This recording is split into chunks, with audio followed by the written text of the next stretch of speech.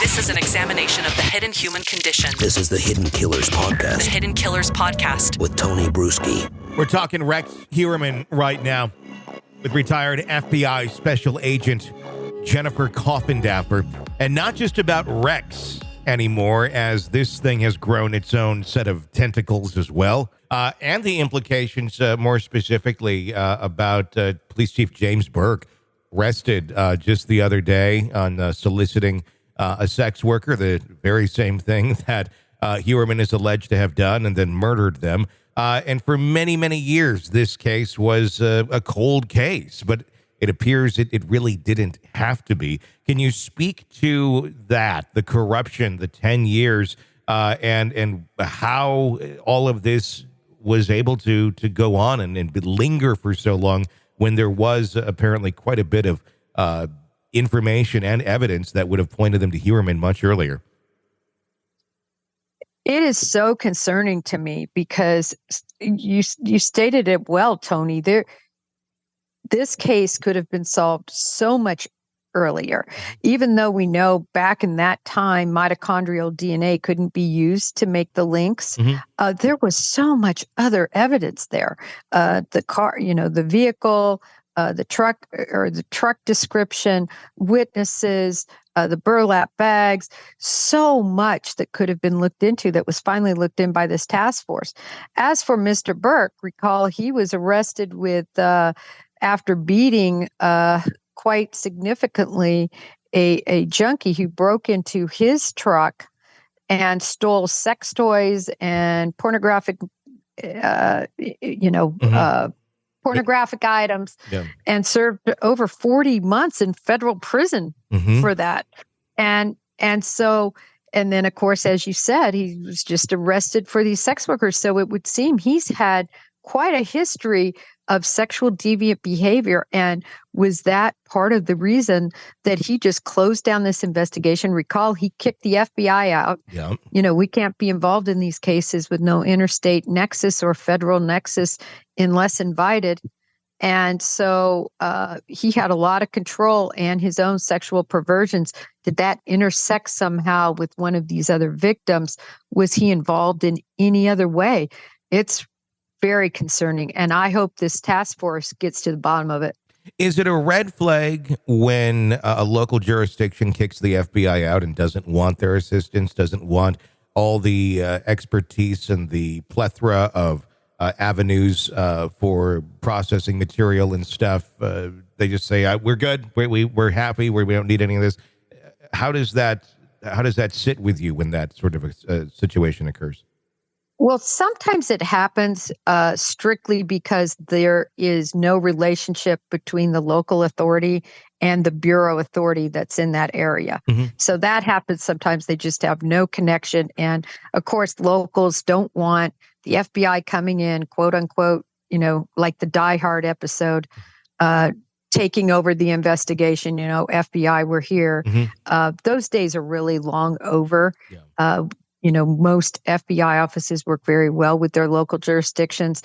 But yes, it is a red flag, in my opinion. It happened in Delphi. And I think that was a split in that case because of two different beliefs in terms of how the case was going to be handled, who the possible subject was, all of that. So, they have the venue. They kicked out the FBI. In this case, maybe the same thing. But it would seem now you have a chief that didn't want the FBI there probing on and finding what really happened to all of those 11 victims. And it makes you wonder how many other Rex Heuermann types have been overlooked as well. I would think almost everything that occurred during his administration or while he was there as the chief is going to have to be looked at with a very close eye, because if there was something that would have possibly pointed a finger towards James Burke, not necessarily involved in these crimes, but involved in that world for his own enjoyment, if you will, there might be far more people that are sitting right there under the radar that haven't been looked at. Yes, it's such a great point, because if this was something he was trying to hide. In other words, his illicit vocations on the side.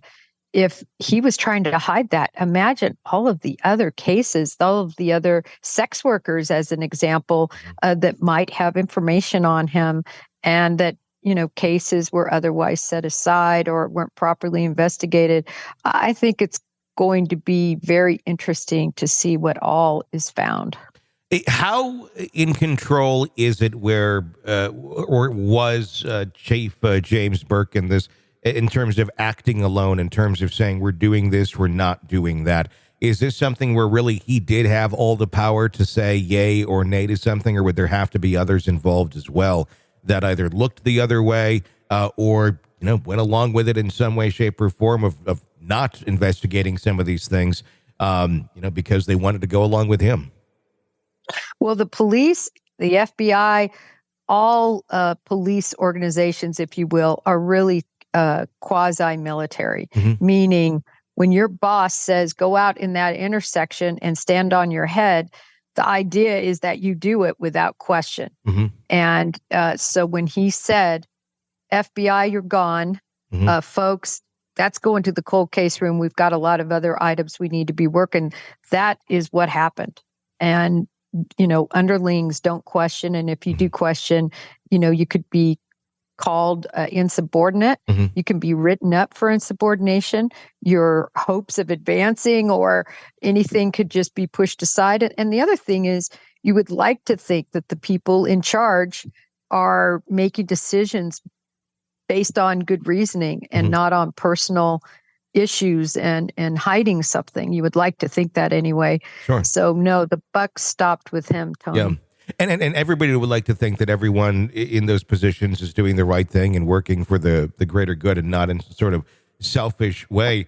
In this case, it appears on the surface that James Burke very much was acting in a selfish way. As the task force continues to investigate this, depending on what they find, could there be additional punishment or charges or anything that can be brought against or should be brought against James Burke? Should they find willful ignorance or really just a cover up on his part not to look into some of these things for his own fear of being caught in his own misdeeds? Absolutely. There's public corruption statutes and federal public corruption statutes that if, witnesses were paid off, if cases were overlooked, if incentives were given to other, detectives to close cases down. If that can be proven, there are definite statutes that can be followed up on. And I think we're going to see a very hard look at a lot of different cases that could have intersected with the Lisk murders. And hopefully that will lead to possibly some new convictions and actually finding those responsible as they continue to dig into that. Very, very interesting new direction or spider leg off of this whole case. Yes, it really is. It's something. I mean, you would have think he served, 40 plus months in federal custody. And it's what people don't understand is it doesn't matter what the addiction is. If it's a sexual depravity type addiction that you have, some people just cannot control themselves. And we saw it with Rex Heuermann and we saw it with Mr. Burke.